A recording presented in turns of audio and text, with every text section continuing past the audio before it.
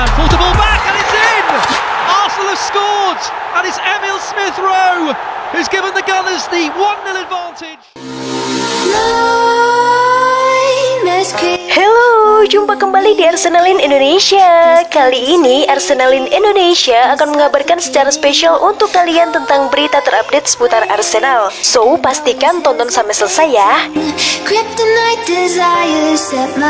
Punya Bukayo Saka, beruntungnya Arsenal dan Arteta. Arsenal diyakini sangat beruntung memiliki pemain sekelas Bukayo Saka. Mikel Arteta seharusnya mampu memaksimalkan potensi pemain muda Inggris tersebut. Betapa tidak, baru berusia 20 tahun, Saka sudah menunjukkan potensi luar biasa. Dia baru debut di Premier League pada awal tahun 2019, kini dalam 2 tahun sudah berkembang pesat sebagai pemain potensial. Menariknya, Saka sudah mengisi beberapa posisi sejauh ini. Seharusnya kemampuan inilah yang menguntungkan bagi Arsenal. Mengutip Football London, sejauh ini Saka sudah mengisi 5 posisi berbeda di lapangan. Dia pernah bermain sebagai bek kiri, bek kanan, gelandang sentral, winger kiri, winger kanan, dan si nomor 10. Dalam beberapa kesempatan tersebut, misalnya sebagai bek sayap, Saka dipilih untuk mengisi slot pemain yang cedera. Menariknya, dia bermain sangat baik di posisi barunya dan kembali dipercaya di laga berikut. Meski begitu, posisi asli Saka adalah sebagai penyerang sayap, baik di kanan maupun di kiri. Arteta juga beberapa kali memainkannya sebagai penyerang tengah. Seharusnya keserbabisan Saka ini jadi keuntungan ekstra untuk Arsenal dan Arteta. Terlebih sejauh ini Arteta belum menemukan winger kanan yang tepat. Saka mungkin bisa diturunkan di posisi tersebut, menggantikan Nicolas Pepe yang beberapa kali bermain inkonsisten. Kontribusi umpan silang Saka juga relatif lebih banyak.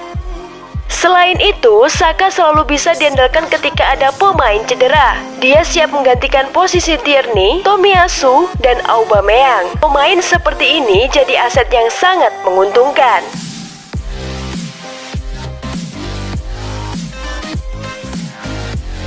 Mikel Arteta dilema untuk memilih lini tengah terbaik saat derby London melawan Crystal Palace. Mikel Arteta menghadapi dilema pemilihan menjelang pertandingan Liga Premier Arsenal melawan Crystal Palace Senin depan. Saat Mikel Arteta masih menunggu untuk mengetahui siapa dari kontingennya yang telah kembali dari tugas internasional tanpa cedera. Satu pemain yang pasti akan absen untuk derby London adalah Granit Xhaka. Tetapi selama Xhaka absen lainnya musim ini, karena skorsing, Arteta pindah dari 4-2-3-1 dan mengadopsi sistem 4-3-3-nya dengan Thomas Partey bersama Emil Smith-Rowe dan Martin Odegaard. Dan meskipun bertahan dengan 4-2-3-1 melawan Brighton sebelum jeda internasional, eksperimen Albert Sambi Lokonga bersama Partey di ruang mesin tidak berjalan sesuai rencana. Sementara Arteta memuji pemain muda Belgia itu, fakta bahwa Arsenal secara efektif kalah dalam pertempuran lini tengah. Namun karena Lokonga tidak pergi untuk tugas internasional, ia dapat mempertahankan tempatnya untuk kunjungan ke Palace karena Arteta tetap percaya pada formasi 4-2-3-1. Selain itu, penampilan Smith-Rowe untuk Inggris U21 melawan Slovenia mungkin telah membuktikan bahwa posisi terbaiknya setidaknya untuk saat ini adalah di kiri, bukan di tengah. Arsenal diperkirakan akan mendominasi penguasaan bola melawan tim asuhan Patrick Vieira. Jadi kembali ke formasi 4-3-3 akan menjadi pilihan terbaik jika Arteta ingin menghindari kehilangan poin penting di kandang. Di antara banyak pendukung Arsenal, harapannya adalah Partey dan diharapkan dapat meniru pencapaian golnya di Ghana saat di Arsenal. Setelah mencoba selama lebih dari setahun untuk mematahkan keraguannya setelah transfer 45 juta pounds dari Atletico Madrid. Dalam formasi 4-3-3, pemain berusia 28 tahun itu memang memiliki lebih banyak lisensi untuk maju karena Odegaard dengan absennya Xhaka yang sering cenderung turun lebih dalam dan mendikte pemain dari depan 4 back. Jadi, siapa pemain tengah yang cocok saat melawan Crystal Palace Senin depan?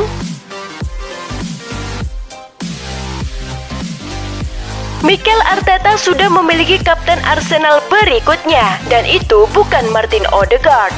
William Saliba akhir-akhir ini menjadi sorotan di timnas Prancis. Bek kelahiran Bondi itu telah mencatatkan 3 clean sheet untuk tim Ligue 1. Membuatnya mendapatkan tempat di skuad U21 Prancis, dan anak muda itu bahkan menjadi kapten tim Sylvain Ripoll saat mereka mengalahkan Ukraina 5-0 pada Jumat malam. Tidak mengherankan bahwa Saliba juga ditunjuk sebagai kapten. Mantan Bosnis Adrian Ursi sebelumnya mengomentari kualitas kepemimpinannya, kualitas yang langka untuk dimiliki oleh pemain berusia 19 tahun saat itu. Dia sudah menjadi pemimpin ketika ditanya tentang Saliba musim lalu. William memberikan banyak kepribadian. Kepastian ini bisa dilihat dari video yang kami tonton bersamanya dan bisa kami lihat setiap hari. Memang benar, dari sudut pandang pemain muda yang datang, memimpin pertahanan seperti itu dengan cara yang dia lakukan itu mengejutkan.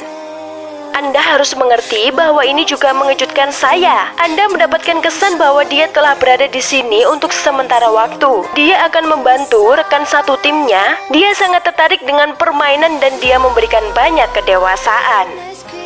Kapten klub Arsenal saat ini Pierre-Emerick Aubameyang sekarang berusia 32 tahun dan kontraknya saat ini di Stadion Emirates akan berakhir pada tahun 2023. Yang berarti Arteta akan segera mencari pengganti untuk memimpin barisan pemain muda The Gunners.